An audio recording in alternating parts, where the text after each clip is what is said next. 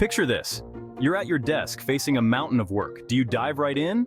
Or do you find yourself suddenly organizing your bookshelf? We've all been there. Humans are creatures of habit. We have those little things we do, sometimes without even realizing it. These habits, from procrastination to nail biting, can be fascinating glimpses into how our brains work. So let's explore the science behind these curious behaviors.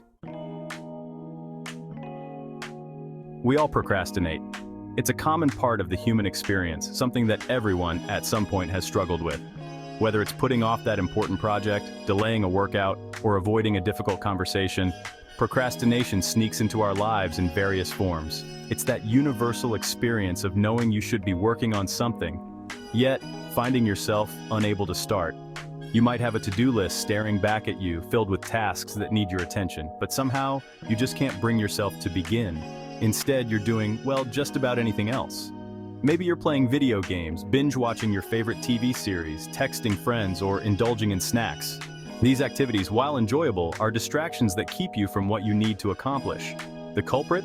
A fascinating battle happening inside your brain.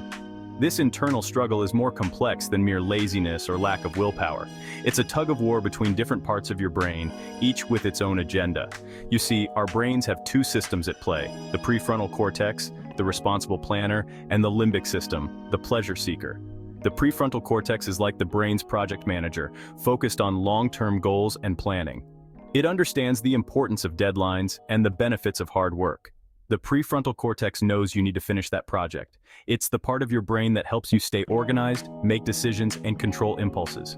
When it's in charge, you're able to focus and get things done. But the limbic system, it's all about instant gratification. This part of the brain is more primitive and is driven by the desire for pleasure and the avoidance of pain. It seeks out activities that provide immediate rewards, even if they aren't beneficial in the long run. It craves those feel-good chemicals released when we do something enjoyable, like watching funny cat videos instead of tackling that to-do list. The limbic system is responsible for those moments when you find yourself lost in social media or laughing at memes, even though you know you have work to do. And guess who often wins? More often than not, the limbic system takes the upper hand, leading us to choose short-term pleasure over long-term benefits. This is why you might find yourself lying on the couch or taking a nap instead of working on that important task. That's right, the limbic system, leaving us with that familiar feeling of, I'll do it tomorrow. This constant battle can lead to stress, guilt, and a pile of unfinished work. Understanding this internal conflict is the first step towards overcoming procrastination and finding a balance between immediate gratification and long-term success. Nail biting. It's a common habit that many people struggle with, often without even realizing it. It's a habit that can leave your fingertips feeling a little worse for wear. The constant biting can lead to damaged nails, sore fingertips, and even infections. But why do we do it? Often it's linked to stress or anxiety. When life gets overwhelming, nail biting can become a subconscious way to cope with those feelings. When we're feeling overwhelmed, our body goes into fight or flight mode. This is an ancient response designed to help us survive in dangerous situations. This triggers the release of hormones like adrenaline, leaving us feeling restless and energized. Our heart rate increases, our muscles tense up, and we become hyper-alert. Nail biting, for some, becomes a way to release that pent-up energy. It's a repetitive motion that can provide a temporary distraction from whatever is causing stress. And there's another factor at play: dopamine. This neurotransmitter is often referred to as the feel-good chemical. This feel-good chemical is released when we engage in pleasurable activities. Whether it's eating chocolate, exercising, or even biting nails, dopamine provides a sense of pleasure and satisfaction. For some nail biters, the act itself provides a small surge of dopamine, creating a temporary sense of relief. This can make the habit even harder to break, as the brain starts to associate nail biting with feeling better. Breaking the habit of nail biting can be challenging, but it's not impossible. Awareness is the first step. Once you recognize the triggers and the reasons behind your nail biting, you can start to find healthier ways to cope with stress and anxiety. Techniques like deep breathing, using stress balls, or engaging in relaxing hobbies can help redirect that nervous energy. Over time, these new habits can replace the urge to bite your nails. With patience and persistence, you can overcome nail biting and enjoy healthier, stronger nails. Remember, it's all about finding what works best for you and sticking with it. Section 4. Cracking the code, the truth about knuckles. That popping sound when you crack your knuckles? It's a common habit that many people have, but few understand what's really happening inside your joints. Contrary to popular belief, it's not bones crunching or grinding against each other, despite what you might have heard from your parents or friends. The truth is, it's all about gas bubbles. These bubbles are a natural part of the fluid that surrounds our joints. Our joints are surrounded by synovial fluid, which acts as a lubricant to keep everything moving smoothly. Within this fluid, there are tiny gas bubbles made up of oxygen, nitrogen, and carbon dioxide.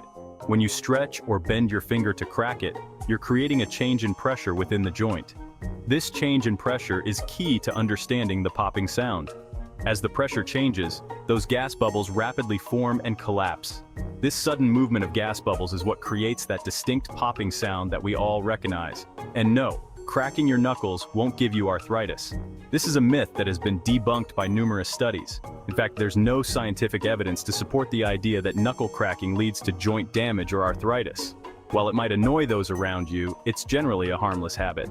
So the next time someone tells you to stop cracking your knuckles because it's bad for you, you can confidently tell them the truth about knuckles. It's fascinating how such a simple action can be surrounded by so many misconceptions. Understanding the science behind it not only clears up these myths, but also gives us a deeper appreciation for the complexities of our bodies. So go ahead, crack your knuckles if it brings you relief or satisfaction. Just remember, it's all about those tiny gas bubbles and the amazing mechanics of our joints. Thanks for joining us in this episode of Cracking the Code. Stay curious and keep exploring the wonders of the human body. Section 5. Too much information? Why we overshare. Have you ever told someone your entire life story within minutes of meeting them? You might be an oversharer. Sharing personal information can feel good. Why? Because it triggers our brain's reward system. When we share something personal and receive a positive response, like a nod of understanding or a shared laugh, our brain releases dopamine. This dopamine rush reinforces the behavior, making us more likely to overshare in the future. While connecting with others is important, finding a balance is key. Not everyone needs to know every detail of your day. Section 6. Understanding our quirks. So there you have it. From procrastination to oversharing, our everyday habits offer a fascinating glimpse into the complexities of the human brain.